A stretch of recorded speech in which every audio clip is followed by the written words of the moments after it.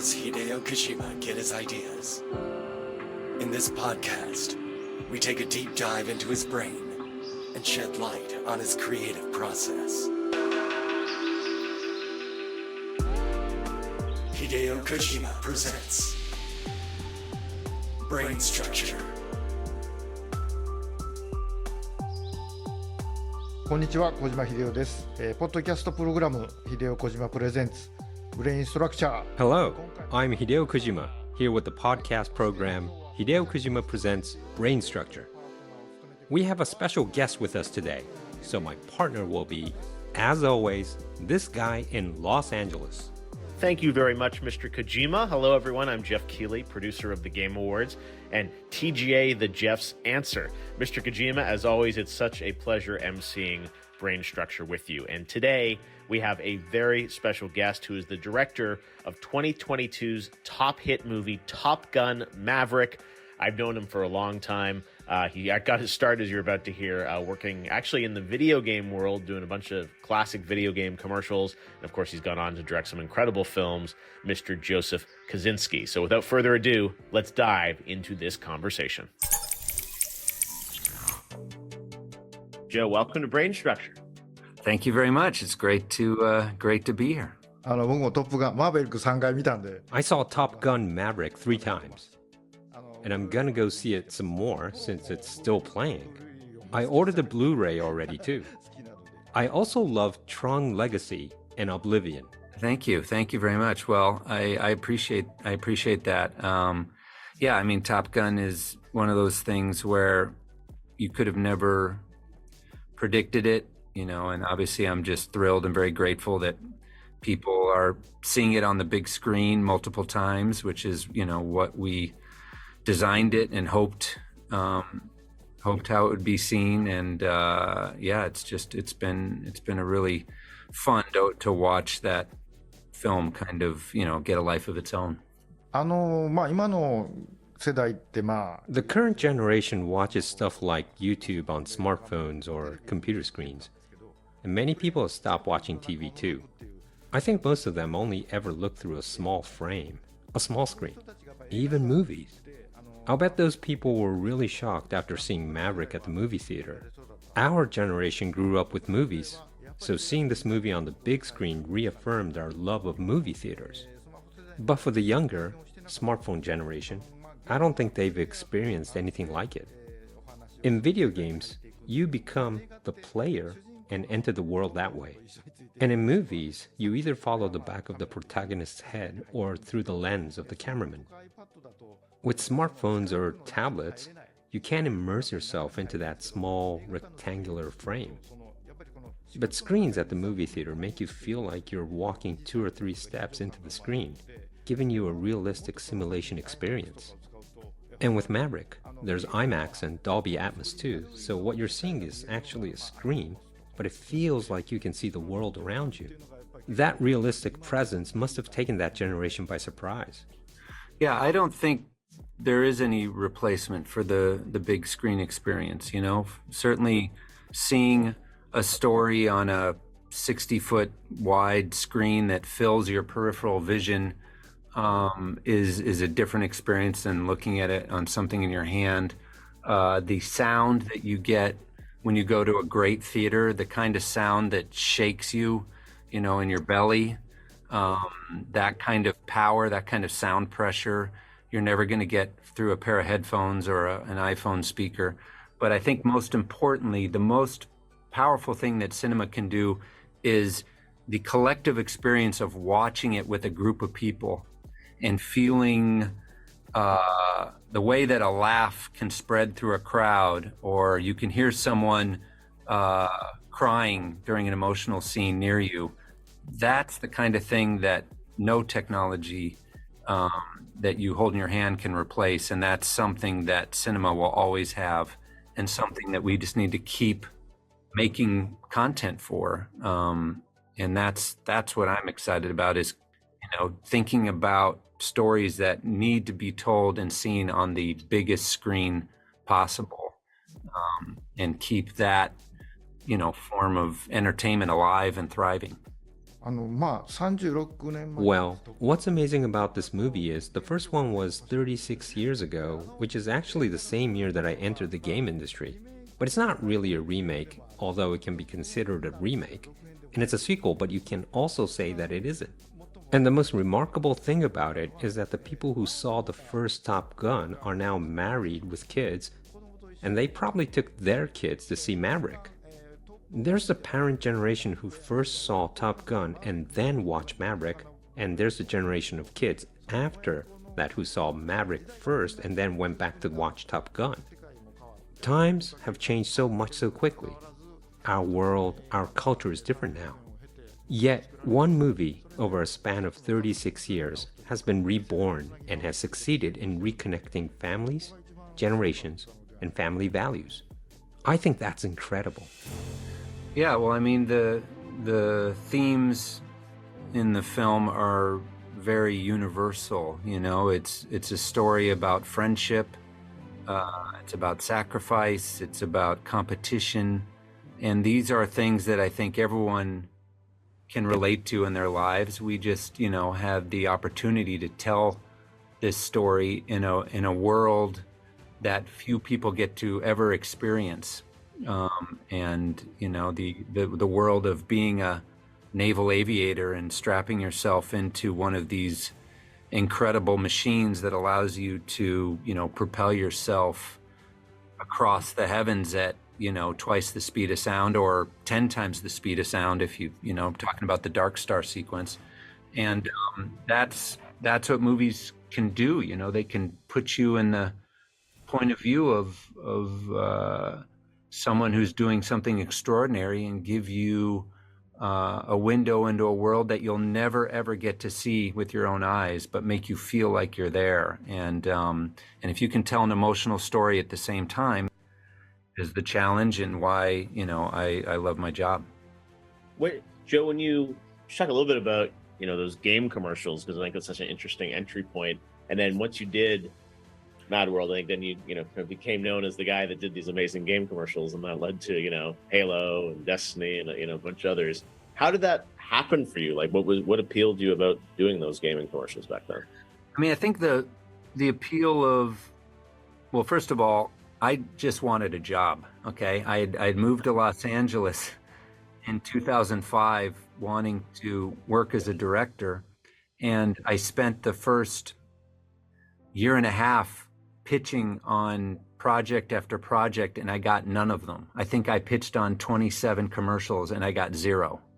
So I was desperate to just, you know, work on something. And I was very lucky in that David Fincher was originally going to be the director for Gears of War, but just as he was going to go into production, his movie Zodiac was greenlit, so he was unable to do it. And you know, I'm very thankful to David, because what he did was he went to the agency and said, "You got to give Joe a chance. You know, this guy's young and hungry, and you know, based on the work he's done before, I think he can pull this off for you." And so I had an opportunity to make it, and you know, what I loved about it was telling a story, and it had emotion to it. It wasn't just a commercial about sawing aliens in half and blowing them away. There was a real pathos to this character and a loneliness to it, and that I thought was really powerful if we could capture that. And so for me, it was an opportunity to make a mini movie. That's how I approached it. And I shot it like one, you know, using kind of the language of cinema in a video game engine. And once that came out, you know, I had my break and had an opportunity to make another one. So then Halo 3 Starry Night was the same agency, and they gave me a shot at doing that. And I've been busy ever since, basically, you know. But it took a year and a half to get that first opportunity. So I always tell that to people who were asking how to break in. And, you know, and I always say it's really hard at the beginning. The first job is the hardest one to get. But once you have that opportunity, you have to grab hold of it and really take advantage of it and make the most of it. So I still believe that today. You know, every project I work on, I make it like it's going to be the last thing I ever get to do. You know, you got to put that much effort into everything because you just don't know, you know, what if there's going to be another one after it. No, those were, I mean, they were great commercials. And I thought, as you said, you captured an emotion sort of the game experience. I think a lot of what you were doing is, I think, a lot similar to, you know, Hideo, where he has such a cinematic angle to a lot of his games, right? And takes the control away from the player, but you get an experience and that kind of immerses you back in. But I thought when you were like Starry Night, I mean, just captured the emotion of Halo so well. And it wasn't, you know, using gameplay at all, right? And I think now sometimes a lot of games just go right to the gameplay and you're able to kind of do something that was inspired by the game. Were those I imagine you were pretty collaborative with the game creators when you were building those too? Yeah, yeah, absolutely. I remember on Gears of War working with Cliffy B, who was, I think, one of the lead creatives on that game, and spending time with him, and because, you know, the game company is always interested in making sure that the spirit and the look of the game is being represented. And I'm coming in as an outsider trying to tell a story, and so it's important that there's a dialogue there. But the most important thing is that you're capturing the tone. You know, even if it doesn't look exactly like the game, or it's, you know, like I said on Gears of War, we lit it differently than the game. The tone, the feeling, the emotion, that's the most important thing to capture and get right. And so I think me coming as kind of an outsider and not being so deep in the game world is kind of an advantage as a director for these commercials I did, because I come at it as more of a storyteller or a filmmaker, imagining, you know, what, you know, the movie version of that game would look and feel like. And yeah, it's just, for me, gaming has always been a great world to play in, because you can do things in gaming commercials that you can't do in a car commercial, or, you know, whatever else is being sold on television.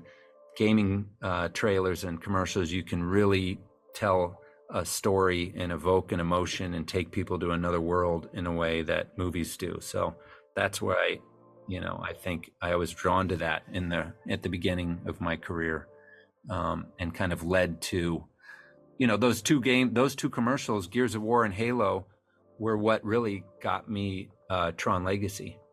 That got me the opportunity to make a teaser trailer for Tron Legacy before there was a script. And that was the thing we showed at Comic-Con in 2008, was essentially me making a mini trailer or commercial for a movie that didn't exist yet.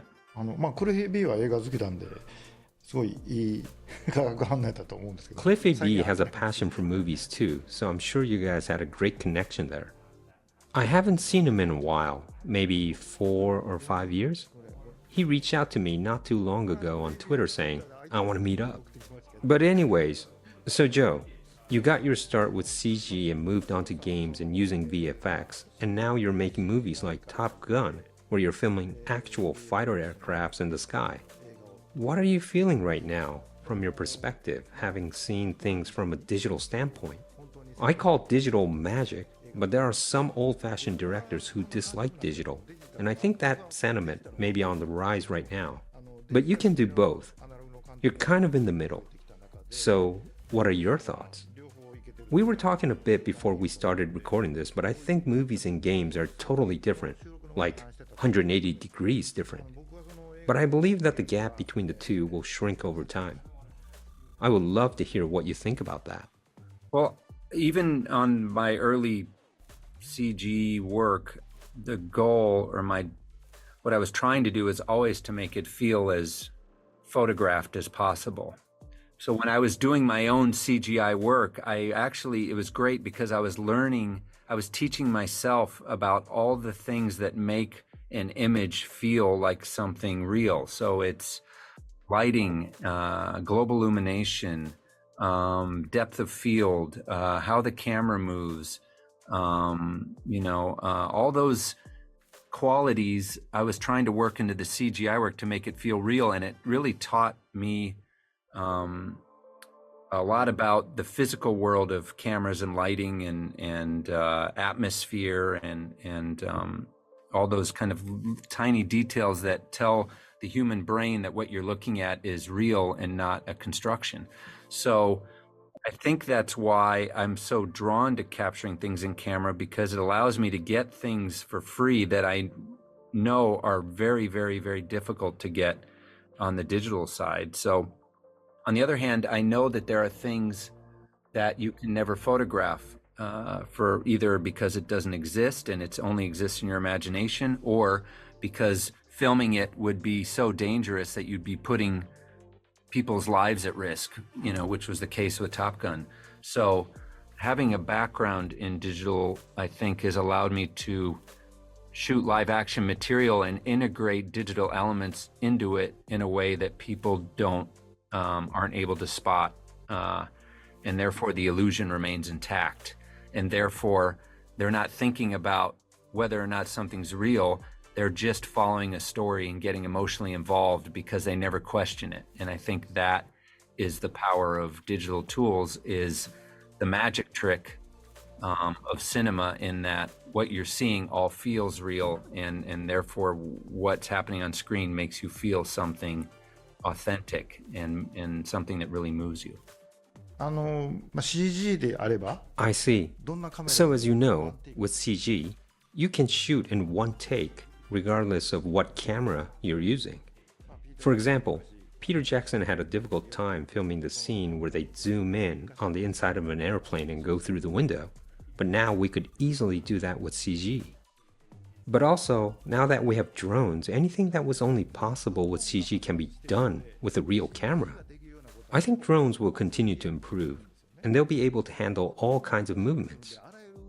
So in 20 or 30 years, Joe, you can create a Top Gun Maverick sequel, とか知りませんけど and if you use a drone, you could probably film an actual live action dogfight. But what I want to say is, it's not a matter of digital or analog. It's about sensibility. It's just a difference of whether you use digital means or old-fashioned means to express what you're trying to convey. I make games, and games are completely digital. But the resolution is so small and detailed that, just as you mentioned earlier, if I try to create a character from scratch, it will look really fake. And that's why we do performance captures with actors and scan them. So, as we go along, it's no longer going to be digital versus analog. Those are just elements. I think we're in an era where it's up to the creators to decide what to use. I agree. First of all, there's nothing more important than a great idea or something that you can imagine that no one else has ever thought of before. Those override any technique. Also, I think there is no special effect that's greater than a great performance from an actor. That ultimately supersedes any technical innovation that exists. So the focus should always be on story and ideas and emotion, and then the technique or the technology should always evolve from that. And I think that's maybe where people sometimes make the mistake is they put technique first, and technique should always support the idea or the story that you're trying to tell.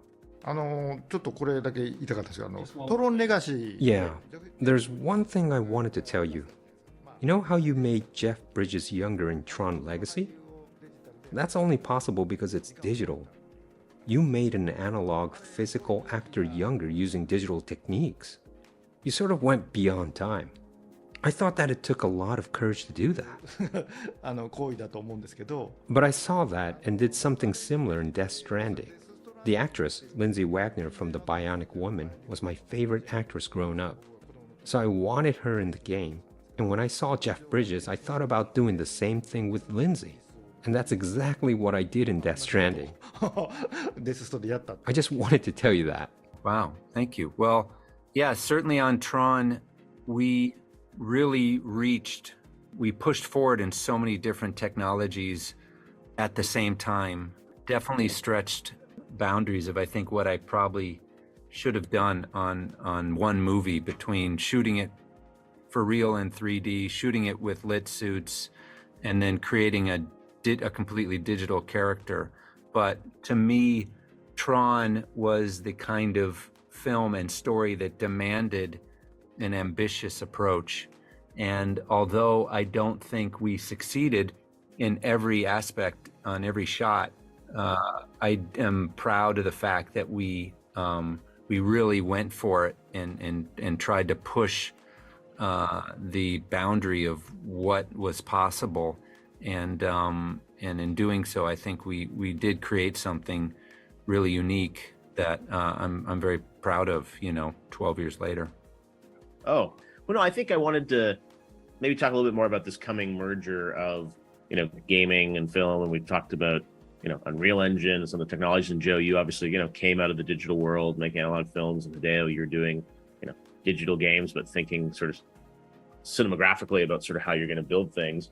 Joe, do you think of do you have stories that you want to tell interactively, or how do you feel like what you're doing in the next phase of your career, do you think we'll ever intersect with sort of gaming or using gaming technology in some way around, or build, to an amazing film but have a gaming extension, or do you think about that when you're thinking of your new worlds? I don't start thinking about kind of the technology. I think about what's the story I want to tell, and then figure out, is there a technology that needs to be invented or utilized to tell it appropriately? I'm working on a racing film right now, and we're utilizing some really cool technology to innovate in that space in a way that's really exciting to me. I also have, in working with my designers on projects, I found that the real-time technology really can help aid the creative process when designing, whether you're designing environments or designing vehicles. The ability to kind of stand around an object or take a look at it, or walk through a set before it's built, so you can experience what it's going to look like to stand in it and film in it. That's something that I think is going to be really useful for my job, and so that's what I'm interested in, kind of leveraging the real-time technology for. But ultimately, my greatest pleasure is going to real locations and shooting things with real cameras. That's what I get most excited about. So, to me, that's kind of the purest form of filmmaking. Yes, so Joe, I do everything digitally, as I told you. Although I shoot real actors in capture sessions and scan materials, and the voices are real people too, it all becomes digital in the end. And when it's digital, you can change things daily, like adding tiny details onto a character. It's never ending. I'll bet you'll face similar problems down the line with your future projects. We, as human beings, may be satisfied with what we created that day, but by the following day, we may feel differently and are no longer content. If it's analog, you can't go back and make changes, but digital allows you to do just that. You end up constantly doing this. So it becomes difficult to draw the line and say, stop. So in that sense, in the world of streaming, creators can change things every day and stream new content. That would end up being like George Lucas, but I suppose something like this will become possible.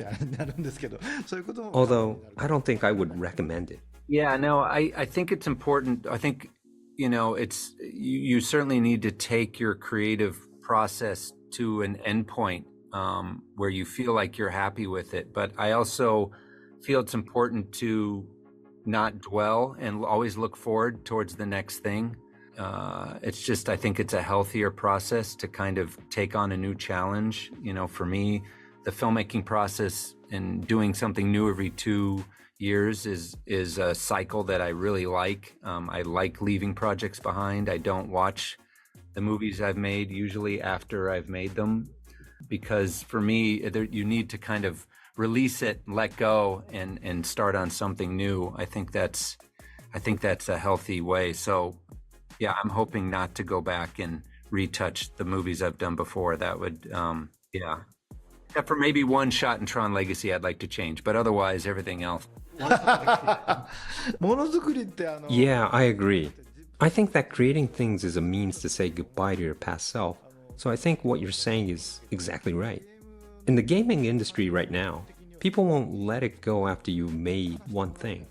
We're connected digitally, and making edits after edits after edits is now possible, so it's quite a difficult situation.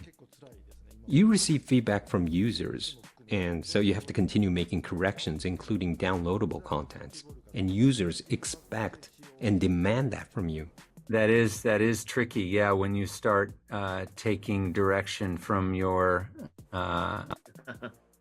from your viewers or your users, and I could see that could be a really good, positive thing, if you enjoy that, or it could be a negative thing in that you can never walk away from something.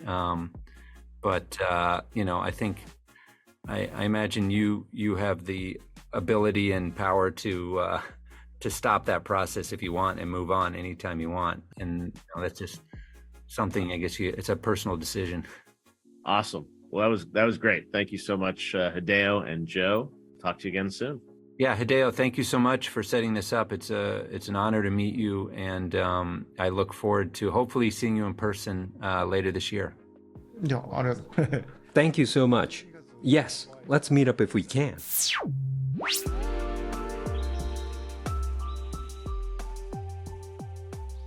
さて早くもエンディングのお時間となりました。 It's time to wrap up the episode.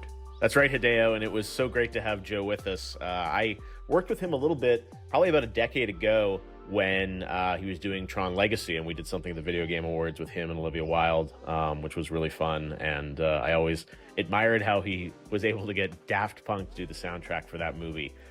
Joe is, as you heard, was sort of in the visual effects world and now moved into the, obviously the film world, and Top Gun, one of my favorite movies of the year. So it was so great to have you two talk with each other. So another great brain structure. ということで、来週の秀夫小島プレゼンツ。 We'll see you again on next week's Hideo Kojima Presents Brain Structure. さようなら。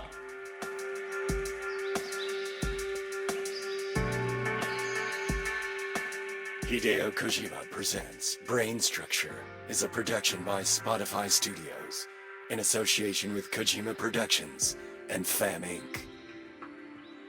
TGA, the Jeff's Answer MC, Jeff Keighley. Narrator, Owen Maki. Music, Silent Poets. Visual design, Mechikuro. Producer, Hiro Furuki. Director, Kohei Takizawa. Executive producer at Spotify, Asami Sekine. Special thanks to Kojima Productions, Ayako Terashima, Masafumi Chiba, Miki Suga, and Aki Saito. Hosted by Hideo Kojima.